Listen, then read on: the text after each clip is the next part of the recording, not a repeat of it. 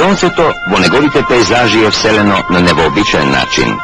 Тоа е засолнето во секоја грудка на тој предел и затоа грее и светка напати само во траги, како глас на некое загубено дете во бескрајниот и усамен предел. Зошто во моите пейзажи нема сонце, рекол Личеновски. Јас го елиминирам сонцето од пейзажот затоа што прави силни контрасти, осветлени површини и сенки. А боите во сенката го губат својот карактер, звучноста и својата природна убавина. Тоа го вели авторот, а всушност до последниот атом се е набиено со сонце. Затоа не се гледаат сенки, затоа нема контрасти и затоа толку високо се издига звучната линија на боите.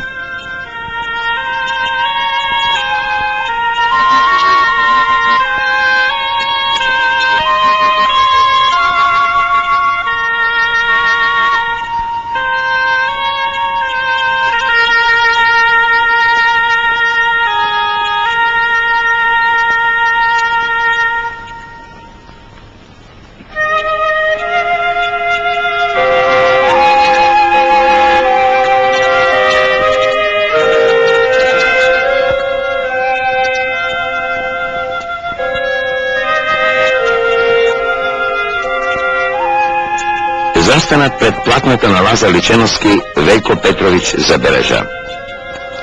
Неговата татковина, таа преродена древна Македонија, беше во него и покрај незините скромни граници монументална краина.